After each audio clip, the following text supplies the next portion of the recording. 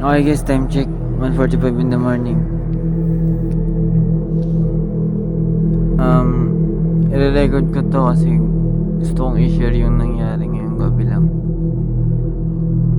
Actually, to be honest, naka-duty ako ngayon.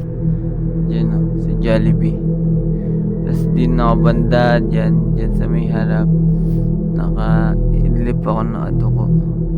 Nakayuko lang ako sa may upuan. To be honest, naka-idlip ako. Dati na hindi naman talaga iiwasan kasi nga puyat, mahabang oras ng duty namin. Pero yung gusto ko lang ibahagi sa inyo, i-share sa inyo, sa konting minuto ng pagka-idlip ko, hindi naasahan kasi yung pangyayari. Naghinip ako na parang ang haba, na parang totoo na talaga. Yung tipong andun ka sa mismong pangyayari, sa bahay yun eh. Parang nagsiselfon lang ata sa bahay, parang kala ko totoong nangyayari. Tapos yung tita ko nasa second floor, nagsalita siya bigla, parang kakauwi ko lang din galing duty. Nagsalita siya bigla sa taas na, "Ayan Brian, kunin mo yung kumot, may kumot pa dyan, magkumot ka para di ka lamigin." Nagtaka ako kasi nasa baba ako. Sino yung kausap niya dun? Sinong Brian yun? Pangalan ko yun eh, Brian. Tapos sumigaw ako, "Tita!" Tapos sabi niya, wala siyang sinabi. Dumungaw siya sa baba sa akin. Tumingin siya, mga 3 seconds siguro siyang tumitig. Tita ko Tita Marilyn Punggos. Tumitig siya sa akin mga 3 seconds. Pagkatapos niya tumitig, bumalik siya sa kwarto. Tapos mga 3 segundo, bumalik siya sa akin. Sinilip niya ulit ako. Sabi ko, "Tita, anong ginagawa mo dyan? Ba't ganyan ka?" Tinawag niya ako, bakit ang taas. Eto na yun. Pag-akyat ko sa second floor, tinuro niya yung kwarto. "Tingnan mo dyan." Pagtingin ko sa loob ng kwarto, nakita ko yung sarili ko nakatalikod, nag-aayos ng higaan. Kinikilabutan ako. Grabe. Totoo kasi, parang totoo. Mahirap talaga. Mahirap paniwalaan, pero parang totoo, parang nandun talaga, parang nangyari talaga.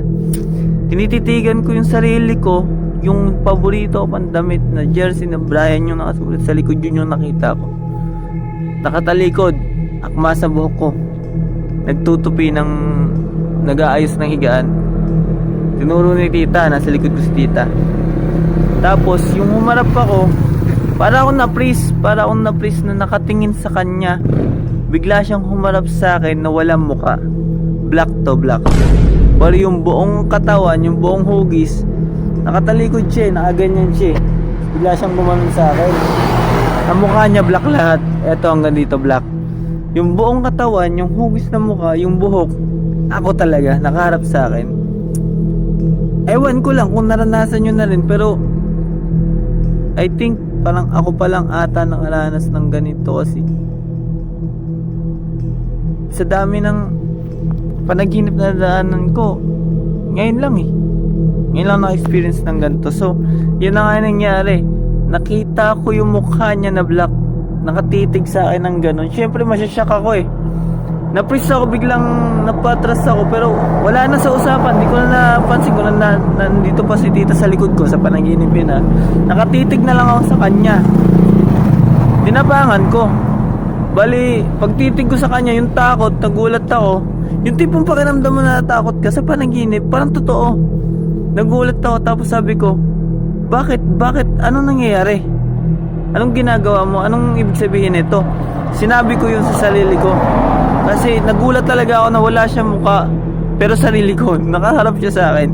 Sabi ko, pagkagulat ko, pagkatakot ko, syempre napaisip ako bigla. Siguro sa ugali ko na rin na hindi kasi sumbaga sanay na sa hirap, sa takot. Pero natakot din talaga ako. Sabi tinitigan ko siya, sabi ko, bakit Bakit anong nangyari? Bakit? Anong ibig sabihin nito? Bakit?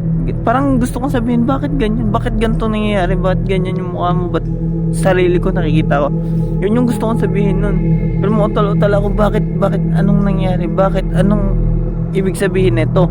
Tumitig ako sa kanya. Ang nakakilabot dito, guys, putang.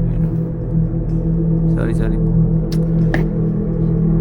Biglang lumabas yung mukha, replika, yung balat ng yung mukha ng lola ko, biglang lumabas sa mukha na blanco, pero katawan ko pa rin.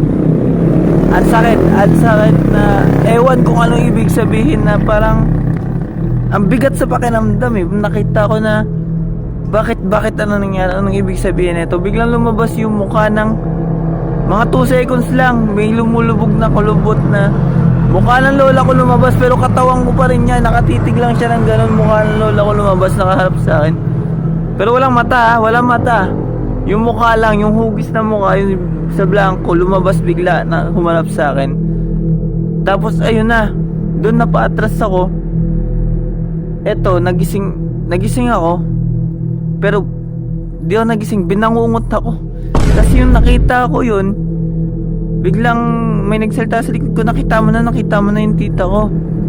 Tapos bigla akong umungula, yun na. Paggising ko, binabangungot na ako. Tapos di ako makagalaw. Siyempre sumigaw ako. Sigaw ako eh, Lord, tulungan mo ako, Lord, tulungan mo ako. Yung sigaw na, andun yung takot, andun yung galit, magagalit eh sa sarili ko eh. Andun yung, basta di ko mapaliwanag yung naramdaman ko nun, yung takot. Mapapamura ka eh. Lord, tulungan mo ako, Lord, buhayin mo. Parang ganoon, ewan. Basta yun, grabe yung pakiramdam. Gusto ko lang i-share sa inyo yung nangyari sa akin. Ang bigat. Anong ibig sabihin nun, di ba? Yung makikita mo yung sarili mo na umarap sa'yo na walang mukha, tapos tinanong mo kung anong ibig sabihin nito, bakit ganito nangyayari, biglang lalabas yung mukha ng lola mo. Ang bigat. Hanggang ngayon kinakalabutan na ako, pero nilabutan na hanggang ngayon. Sorry guys, na-share ko lang sa inyo. Sana matulungan nyo ako. Sana mag-pray nyo yung dapat ipagdasal. Ayaw ko sabihin eh, kasi alam ko kung ano, sa tingin ko kung ano yung gustong ipahiwatig na panaginip na yung ayop panaginip yan. Sige, thank you.